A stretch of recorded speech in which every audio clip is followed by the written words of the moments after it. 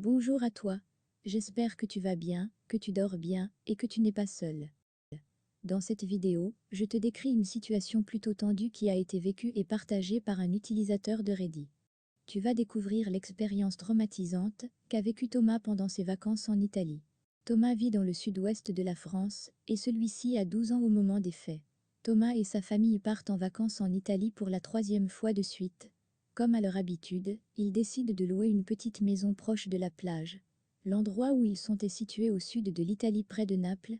La maison est propre et rien ne semble anormal sur leur propriété. En arrivant sur les lieux, les propriétaires font la visite de la maison à la famille et ils leur donnent quelques conseils pour que la famille passe de bonnes vacances. Un des conseils donnés par les propriétaires intrigue Thomas. Ceci explique à la famille qu'il a déjà eu des tentatives d'intrusion dans les maisons aux alentours de leur propriété. Les intrusions seraient faites par des migrants qui sont de plus en plus nombreux dans les alentours. La famille doit donc s'assurer de bien fermer les volets à clé lorsqu'ils ne sont pas présents dans la maison. La première semaine de vacances se passe bien. Thomas explique qu'ils font quelques escapades dans le sud de l'Italie, mais que pour la majorité du temps, la famille passe leur journée à la plage qui est seulement à 20 minutes de marche de leur maison. Le seul petit souci est qu'à l'endroit où ils sont, le réseau Internet ne fonctionne pas très bien. En effet, la famille ne reçoit pas les messages qu'ils s'envoient entre eux.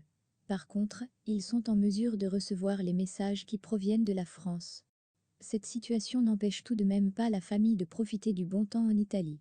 Mais, une situation imprévue va rendre les nuits de Thomas un peu pénibles. Dès la première semaine de vacances, une des sœurs de Thomas attrape un rhume, ce qui l'amène à ronfler durant la nuit. Pendant les jours qui suivent, Thomas a de la difficulté à dormir, et il passe de très mauvaises nuits. Pendant un après-midi, la famille de Thomas décide de se rendre à la plage. Mais, ce jour-là, Thomas reste à la maison pour se reposer, puisqu'il a accumulé de la fatigue due à ses mauvaises nuits de sommeil. À un moment dans la journée, Thomas entend sonner à la porte. Celui-ci est surpris, mais il n'est pas inquiet, puisqu'il se dit que la sonnerie provient probablement d'une personne qui connaît le propriétaire et qui n'est pas au courant que celui-ci a loué sa maison. On sonne à la porte une deuxième fois et Thomas entend un bruit métallique près de la maison. Il ne prête pas attention à ce bruit, qu'il suppose provenir d'un voisin. Un peu plus tard, Thomas se rend aux toilettes. Il aperçoit entre les barreaux du volet fermé de la salle de bain, un homme qui est tout près de la fenêtre.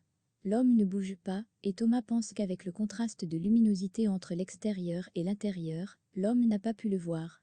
Thomas est paniqué, et il se dirige dans la chambre de ses parents en prenant avec lui un téléphone et un couteau. Le téléphone qu'il a avec lui appartient à son père. Le père de Thomas lui a laissé, pour qu'il puisse se divertir en jouant à des applications mobiles. Il essaye d'appeler sa mère, mais elle ne répond pas. Thomas sait que le réseau italien n'est pas très bon et que c'est sûrement pour cette raison qu'il n'arrive pas à rejoindre ses parents. Celui-ci panique de plus en plus. L'homme peut entrer à tout moment dans la maison. Thomas vérifie les contacts les plus récents de son père sur le téléphone et il décide d'envoyer un message à plusieurs d'entre eux. Le message est le suivant.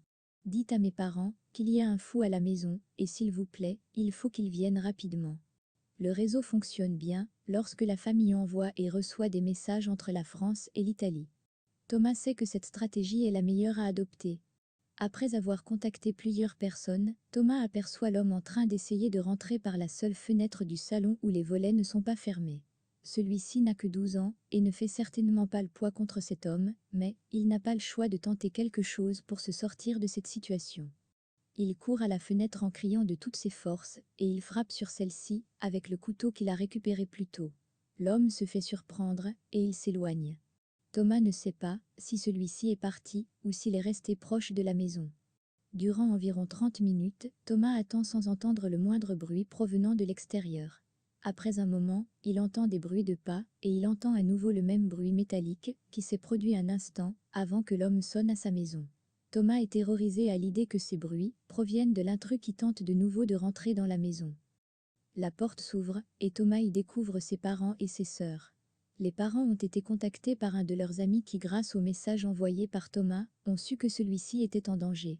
Les membres de la famille ont cherché l'homme autour de leur maison, mais ils ne l'ont jamais retrouvé. Ils ont compris que le bruit métallique que Thomas entendait venait du fond du terrain. L'intrus passait dans un endroit reculé du terrain, et peu visible, où des grosses plaques de métal y étaient accumulées. Est-ce que l'homme voulait faire du mal à Thomas, ou peut-être que son intention était de cambrioler la maison? On ne le saura jamais,